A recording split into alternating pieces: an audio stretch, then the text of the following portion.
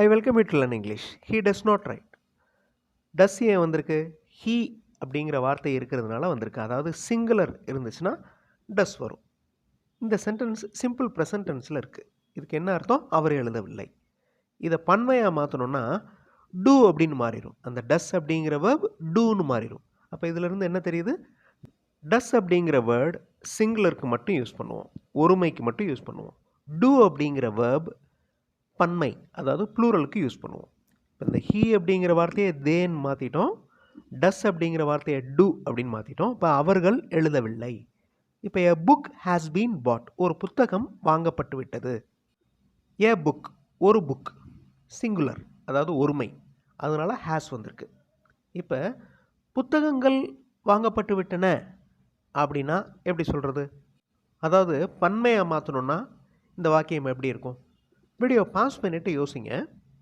Try to frame the sentence.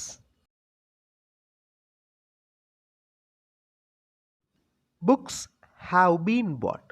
So singular வந்துச்சுன்னா has, plural வந்தால் have. Okay, இந்த ரெண்டு வாக்கியங்களுமே பாசிவ் வாய்ஸில் இருக்குது. Impersonal passive voice. A book has been bought, books have been bought. A cake, ஒரு cake, அதனால் இஸ் வந்திருக்கு. A cake is eaten by me. இந்த வாக்கியமும் பாசிவ் வாய்ஸில் தான் இருக்குது. இப்போ நீங்கள் ஏ கேக் இதையும் பன்மையாக மாற்றுங்க. மீ அப்படிங்கிற வார்த்தை இருக்குது பாருங்கள், என்னால். அந்த மீ அப்படிங்கிற வார்த்தையும் பன்மையாக மாற்றுங்க. வீடியோ பாஸ் பண்ணிவிட்டு ட்ரை பண்ணுங்கள். ஏ கேக், ஒரு கேக், கேக்ஸ் ஈஸியாக மாற்றிட்டோம். பை மீ, அது வந்து பை அஸ் அப்படின்னு மாறுது. எங்களால், கேக்குகள் எங்களால் சாப்பிடப்பட்டன. இது ஒரு சிறப்பம்சத்தை கொண்டிருக்கிறது. It has a feature. Future அப்படின்னு வாசிக்கக்கூடாது. ஃபியூச்சர்னா எதிர்காலம், FUTURE. இது வந்து feature. It has a feature. It is an important meeting. இது ஒரு முக்கியமான சந்திப்பு. இதில் இருக்கிறத எல்லாத்தையுமே பன்மையாக மாற்றுங்க. அதாவது அவைகள் சிறப்பம்சங்களை கொண்டிருக்கின்றன, அவைகள் ஒரு முக்கியமான சந்திப்புகள். They have features. Has singular, have plural. It அப்படிங்கிற வார்த்தை they அப்படின்னு மாறிடுச்சு. அவைகள், they have features. They are, அந்த மேலே it is அப்படின்னு இருக்கா, அது they are அப்படின்னு மாறிடுச்சு. They are important meetings. He is a doctor. அவர் ஒரு மருத்துவர். He does not want to suggest a surgery. அவர் சர்ஜரியை செய்ய பரிந்துரைக்க மாட்டார். சர்ஜரி அப்படின்னு என்னது? அறுவை சிகிச்சை. ஓகே, அவர் சர்ஜரியை செய்ய பரிந்துரைக்க விரும்ப மாட்டார். இதை பன்மையாக நீங்கள் மாற்றணும். They are doctors. அவர்கள் மருத்துவர்கள். They do not want to suggest surgeries. He வந்திருக்கிறப்ப டஸ் வந்திருக்கு, தே பன்மை வர்றப்ப டூ வருது. They do not want to suggest surgeries. He is a merchant. அவர் ஒரு வியாபாரி. He has a rice mill. அவர் ஒரு ரைஸ் மில், அரிசி ஆலை வைத்திருக்கிறார். He does not cheat even a child. அவர் ஒரு குழந்தையை கூட ஏமாற்ற மாட்டார். பன்மையை மாற்றுங்க. They are merchants.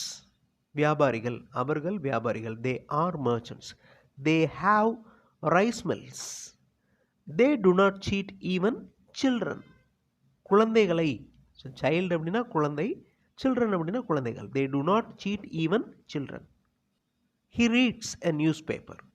ஹீ வந்திருக்கிறதுனால, சிங்குலர் சப்ஜெக்ட் இருக்கிறதுனால வேர்போட எஸ் ஆட் ஆகிருக்கு. ஏன்னா இந்த சென்டென்ஸ் சிம்பிள் ப்ரெசன்ட் டென்ஸில் இருக்குது. சிம்பிள் ப்ரெசன்ட் டென்ஸில் ஒரு வாக்கியம் எழுதுகிறோம் அப்படின்னா அந்த சப்ஜெக்ட் சிங்குலராக இருந்தால் வேர்போட எஸ் ஆட் பண்ணணும். இது ஒரு முக்கியமான simple present tense rule. He reads a newspaper. He is a good reader. He has a library in his home. எல்லாத்தையுமே பன்மையை மாற்றுங்க. They read newspapers.